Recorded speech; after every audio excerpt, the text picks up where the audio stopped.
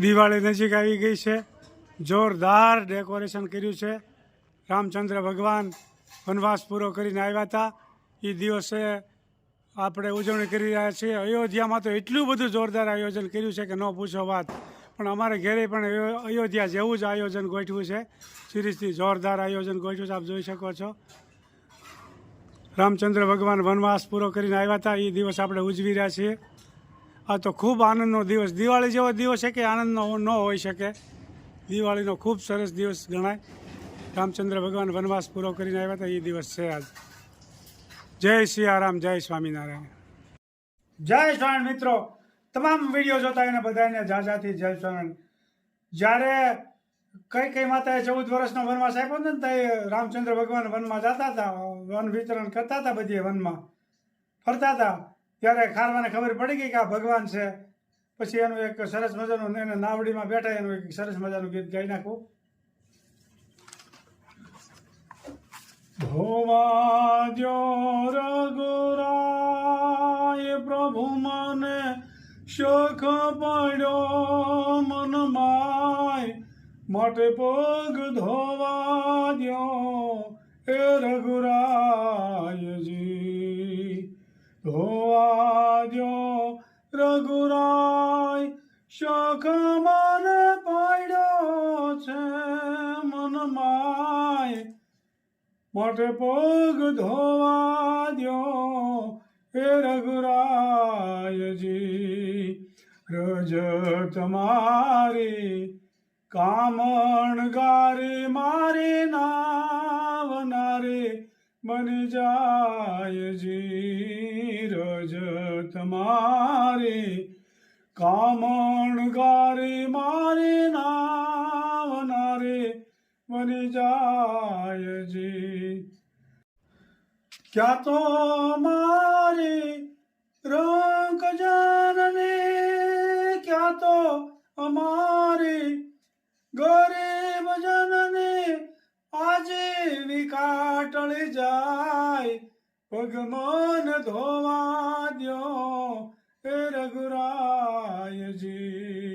ધોવા દ્યો રઘુરાય પ્રભુ મને શખ પડ્યો છે મન માય, પગમન ધોવા દ્યો રઘુરાયજી. સુણી વાત ભીલ જનની જાનકી મુસ્કાયજી. સુણી વાત ભીલ જનની જાનકી મુસ્કાયજી. ઓ ભણ કેવું યાદ રાખે, ભણ કેવું યાદ રાખે, ઓલા ભણેલા ભૂલી જાય, પગમન ધોવા દ્યો એ રઘુરાયજી. નાવડીમાં પાય જાલે શ્રી રામના ભીલરાયજી. નાવડીમાં પાય જાલે શ્રી રામના ભીલરાયજી. પાર ઉતારી પૂછ્યું એણે, પાર ઉતારી પૂછ્યું એણે, શું લેશો ઉતરાય, પગમન ધોવા દ્યો રઘુરાયજી. ધોવા દ્યો રઘુરાય પ્રભુ મને શોખ પડ્યો મન માય, પગમન ધોવા દ્યો રઘુરાય. નાવની ઉત રાય ન લઈએ આપણે ધંધા ભાઈજી.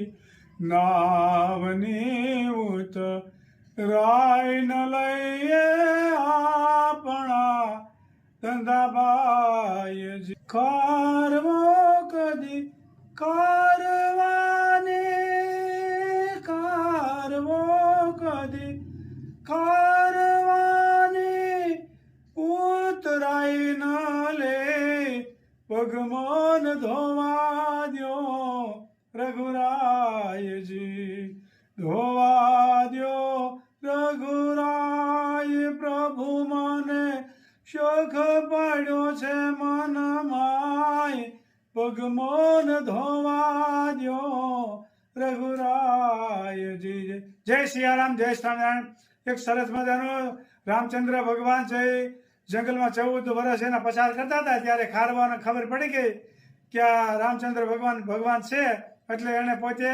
બધા હોળીવાળાને બધાને એમ કીધું કે તમે તમારા ઘેરે વૈયા જાઓ બધાય હું તમને આખો દીનું તમને તમારું ભાડું આપી દઉં એટલે બધાએ ખારવાને ઘેરે મોકલી દીધા અને પોતે રામને આમાં બેહાર્યા અને પછી એના પગ ધોવે છે અને ખબર પડી ગઈ કે રામના ચરણ પકડવા ક્યારે મળશે પછી સીતા માતા દાંત કાઢે છે એ ક્યારે પગ ધોવા માટે આ કેવું એને બધું કલાવાલા કર્યા એમ એટલે સીતા માતા મનમાં હરખાતા હતા અને ખૂબ સરસ મજાનો આ ક્યાંક પુણ્યશાળી આત્મા હશે ખારવો એટલે એને રામના પગ ધોવા મળ્યા એટલે આપણે રામનું સ્મરણ કર્યા કરવું સ્વામિનારાયણ ભગવાનનું સ્મરણ કર્યા કરવું આપણને ક્યારેય પણ મોકો મળી જાય ખરો આપણા ભાગમાં હોય તો ખારવાની ભગવાન હોડકીમાંથી બહાર ઉતર્યા ત્યારે પછી રામચંદ્ર ભગવાન એને ખારવાને ભાડું આપવાનું કીધું એટલે કે આપણે તો ધંધાભાઈઓ કહેવાય એ કે ખારવો થોડો ખારવાનો ભાડું લે અને એવું કીધું લક્ષ્મણજી ગુસ્સે થઈ ગયા એ કે આ સામાન્ય માણા આપણને ખારવામાં ગણી નાખ્યા અને લક્ષ્મણજી તો એનો અવતાર તો શેષનાગનો અવતાર હતો એટલે તરત ફૂફાડો મારતા વાર ન લાગે એટલે એ કે પછી ભગવાન એને ઠંડા પાડ્યા લક્ષ્મણજીને કે તમે શાંત રહ્યો હું કામ એ આપણને ધંધાભાઈ કે પહેલાં સાંભળો પછી આપણે તમે એને ગુસ્સે થાવ એ કે તમે અમને ધંધાભાઈ હું કામ કીધા એમ રામચંદ્ર ભગવાન એમ કહે છે એ કે અમે તો વનવાસ પૂરો કરવા આવ્યા છે તમે તો ઓળખું આખો છો આપણે ધંધાભાઈઓ કાંઈ ન ગણાય કઈ રીતે તમે અમને ધંધાભાઈઓ ગણ્યા એમ ત્યારે ખારવો ખૂબ સરસ મજાનો જવાબ આપે છે એ કે તમે ભવસાગરના ફેરા ટાળો છો જન્મ મરણના ફેરા ટાળો છો તમે ભવસાગર પાર તારો છો અને હું આ કાંઠેથી આ કાંઠે હોડકીમાં તારું છું માણસ અને તમે ભવસાગર તારો છો પછી સીતાજી લક્ષ્મણજી અને રામચંદ્રજી ભગવાન ખૂબ આનંદમાં આવી ગયા એ કે નહીં સાચી વાત છે અને ખારવો કળી ગયો તો કે આ ભગવાન છે જય સ્વામિનારાયણ જય સિયારામ